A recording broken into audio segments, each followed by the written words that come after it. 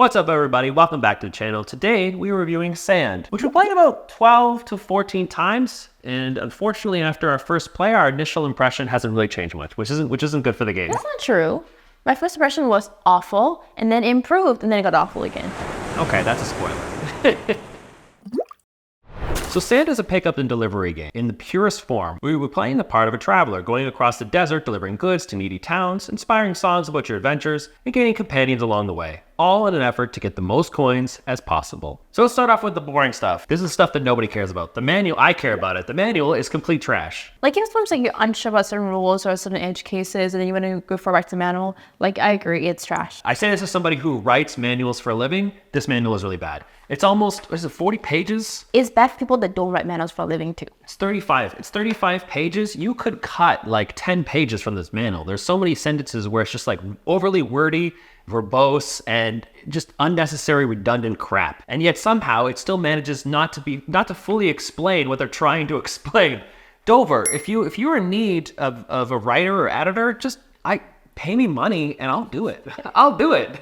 This sucks. This completely sucks. So let's get on to the things that we like about the game. First and foremost, I do like the way you scale your power in this game. When you first start moving, you feel really weak, like you're moving a little worm around. It's like you're doing almost nothing, but you get that sort of powerful feeling as you progress, because as you start delivering goods, place them down on your track, on your player board, it sort of unlocks these new abilities. And as you go along, you get more and more stronger, and then all of a sudden you're just able to do like tons of different things. That's fun. I don't actually like that it progresses so slowly. To me, it felt slow. It wraps up pretty quickly, like it's early game and then to do the same things just takes so long. And once you play it a few times, I think that early part of the game is not appealing anymore because it's just annoying. Like a little bit, yeah. I actually really enjoyed the dice color to movement and the number, like that. Oh yeah, so basically when you're choosing your actions, you are to slide down one of these tokens, and the tokens correspond to a different colored dice. So this is the one unique mechanic of the game. But the actual mechanism, I think, is really interesting. It's decent. Yeah, and there's a couple of corresponding actions to each color, so you really have to like make your choices, and I like that feeling. And that's not enough to carry the game, unfortunately, but it is good. It is good, and it's relatively creative. One of the only creative things about this game, I would say. There's a certain tediousness and repetition that can come through when you're engaging in a pick up and deliver game, right? Because after all, you are just like moving your character around, picking up boxes one place, or your goods one place, and then delivering them somewhere else. And that's ubiquitous of all pick up and deliver games. But I think what makes a good pick up and deliver game is if they offer a bit more. And I don't think the dice mechanic, as mildly interesting and creative as it is enough to carry the rest of the game. So after a while, after we played like the 6th, 7th time, it just started feeling like a chore. I didn't feel particularly challenged, and my actions that I were performing weren't particularly interesting. And this one felt like every single game I played, the strategy was the same, pretty much the same. They played out mildly different. The one biggest difference, I think this is the one, for me, my favorite, one mechanic outside the dice is different character abilities. That is the shining star of this game is how unique the player powers are. The player powers will help make it a little easier. They make the game a lot easier and a lot smoother to play, but it won't change how the game feels. And there's not enough variability between games aside from where the towns appear on the board and, at what point goods are going to be spawning or what type of goods are going to be spawning on the board. So you have these 4 companions, and they offer you what essentially amounts to like a player power. And the one thing I don't like, and it's a minor gripe perhaps, is that we all have the exact same guys. Oh, I have them playing too. The same companions. There's no variability. So yeah, the companions, they're different, but they don't feel different enough. They're not interesting. They're not fun. They simply they feel like mild improvements of the already existing powers. The only difference is the shaman. The shaman unlocks a sort of new ability that you can perform, which utilizes the acolytes on the board. Those sort of like colored looking religious figures. It feels like cheating.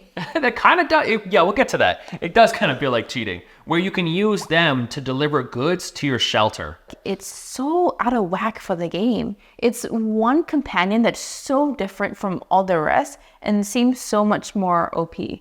What's strange about the acolyte action is that what we found in a few games, there was a viable strategy where you could just sit your ass down and not actually go anywhere and just have your goods delivered to you sitting in your shelter where you It's are. just you. And You delivered. just- Yeah, but I was winning. I was winning that way. And the only way it could be mitigated is if the other players had to sort of play against it and make sure that they went before me to get the ones that the acolytes could deliver back.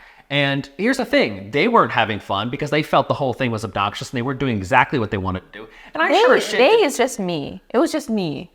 Well, a few other people we play with didn't enjoy it either. And I didn't like it either because to pick up a delivery game where I was just sitting on my ass. And I thought like, oh, this is just an edge case. We're just playing wrong. But I went online and I saw the designers comment on somebody else who had this gripe. And they're like, yeah, it's a viable strategy. You just have to play around it. It's boring. It's a boring strategy. I'm not saying it's incredibly overpowering. You're going to win every time. You won't. But just the fact that is a strategy, I don't know. I'm not going to say it's a design flaw, but I will say it's boring as shit.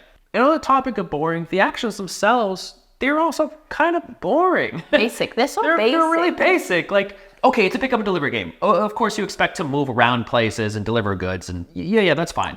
But all the other actions, aside from movement and deliver, you have things like care for your worm, pray, and something about increasing your prestige. You have basically like 3 actions that are all just like moving your tokens up on your board. And that's it. There's no reward from that aside from you get the resource. And that's boring. I was going to add, and then the level of fun they add to this game is composing songs. And I was like, oh God, yeah. And I kind of like that it's more like a territory control thing, but I don't understand why this game has felt really weird to me. Like, why am I composing songs? Well, they're supposed to be like singing about your exploits as a merchant. I guess. But what? Thematically, What? yeah, it doesn't matter. Thematically, it's a little weird. Am I going to every new village and singing? Like, this feels like some weird anime that like I would like not like. But even mechanically, the song action it's boring. It's boring. I placed down a song token, okay, on the shared board. And what that does is that whenever I deliver a good, I get an extra $1 for every song token I've placed on the board. And it like Kim was saying, it is a sort of mini area control. But what's really obnoxious is that it's just an action to remove it. So I think it's a filler action. Kind of like you have an excess of actions and you're like, I guess I'll sing. And he used any cube for it, so I guess it's like a filler. Yeah, but the one problem is that you get this weird, obnoxious back and forth sometimes where you can place a song token and then somebody will come in, replace it with theirs, and then, because you have to deliver back to that city, you just replace it again. And you get this like I said, it's an obnoxious back and forth, which just, again, it's not fun. It's not particularly interesting. One of the major gripes I have with this game is the randomness. The randomness just became so overwhelming that it just really tarnished the playing experience for me. A lot of games where sometimes you'll be sitting in a town and at the end of the round, all the goods will refresh and they'll all come back. So you'll see everybody else around you end up with goods plopped down right on top of them that they can then just deliver to the next city over. It was always you. It wasn't always me. It wasn't always me. It was sometimes It was always you No, that when it you're wasn't. sitting in that No, place, that like you get the exact same collectivity for the goal. But this is what I'm saying is that there's some times where like you'll get goods that need to be delivered like 2 cities over, not next city over. And that doesn't happen sometimes. That happens at least bare minimum half the time. Somebody's just like benefiting from random resources coming out and then be able to just deliver them to next city over. It's annoying. And the other thing I dislike in terms of randomness is the dice rolling. In this game, it is always better to roll higher on the dice. Yes. Always better. Unless you're the one player ability. Yes, yeah, that's true. There is that one player ability where you get to flip the die. So if you rolled a 2, you get to flip it to the other side, which is a 5, which is great. The problem with that, though, is that here's the randomness. If for the entirety of the game, let's say you have that player power that lets you flip a die. If for the entirety of the game, everybody just keeps rolling well, they're rolling 4, 5s, and 6s, your player power is garbage. It's now completely garbage. It does dick all, and you might as well just toss it in the garbage. Yeah, you might as well toss it in the garbage because it does nothing. To me, I don't want to say the weird design flaw, but to me, it seems really uninteresting and boring and uncreative to not utilize the lower ends of the die. In White Castle, there is a little ability where if you use the lower end of the die, you get a little extra bonus. So now you have an interesting strategic decision that you can make where you're like, okay, do I use the high value, which is usually better, or do I use the lower value because maybe I need something else that it provides? And here, there's no reason to have lower dice. None, which just, it's annoying. The other low dice or low value thing I thought was weird, but if you have the not ideal dice, the bonus if you have both of them is getting this little token that has a 1 or 2 on it. And this has no value. It has no in-game value. It does nothing in the game. It has no value. It's literally just an end-game objective, and the end-game objective is also the most uncreative and boring thing imaginable. It's just whoever has the highest value in numbers that they have collected.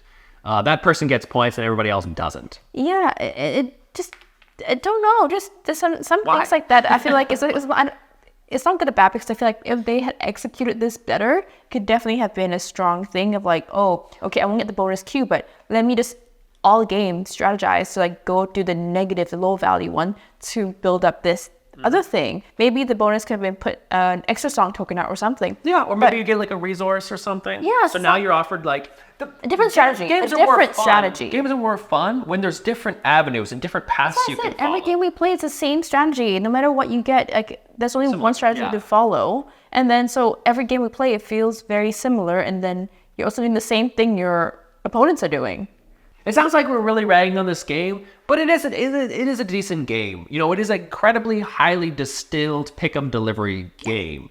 And sometimes that's nice. Sometimes it's nice not to throw the kitchen sink and all these different mechanisms. But in this case, I do wish it had a bit more. And I don't think the dice mechanic, as mildly interesting and unique as it is enough to carry the entirety of the game. I think there are better pick-up and delivery games, whether it's, Steam or to a lesser extent Istanbul, or if you want something a bit lighter, Broom Service, that are far more interesting, far more creative, and much more generally enjoyable than this one. But again, it sounds like I'm giving it a really bad score here, but I'm not. I would give this a 6. It is competent. It is a game that I would describe as competent. That's it. You can put that on the back of the box. Tabletop Turtle. Competent. This is a competent game. I didn't say it was competent. Stop accusing my judgment. What do you think? This game says it's for 14 plus. I think an 8-year-old could play it. I think it's a very basic game. I don't get very excited thinking about this game. When we tried to play it again and again, it was not bad. So sometimes like after a long day at work, I don't want to play a board game. I can play this easily because it requires no brain power, and for me, that's not fun. It's not engaging. It's not exciting. I give it a 4. Oh, jeez. Okay. I just really don't enjoy it. Yeah, it wasn't particularly fun, so we'll even it out and give it a 5 and give it the stamp of mediocrity. That's mediocre. I feel like I'm mediocre games. Mediocre's 5. No. You get this weird thing where everybody rates things and everything like under a 7 is somehow a shit game. I hate that. I don't know. It's the same thing happens in video games. 5 is just mediocre. It's average, completely and utterly average. It's not awful. It's just average. Yeah. I hate the inflation of grading that seems to occur in this hobby. So that about wraps it up. Thank you very much for watching. Sorry for shitting on this game, but if you wanted to buy it and you were kind of on the fence, well, now you know not to. Maybe you should try playing it on a sandy beach. Oh, maybe it's better on a sandy beach. Yeah, maybe it's more exciting. Maybe it's more interesting. It's called sand, so maybe the vibe is like you go to a beach, play it on sand, and you're like, oh, I like this game better. We should have did it on a beach. Oh, well. Next time. Later. Thanks for watching and comment and all. Yeah, bye. Bye.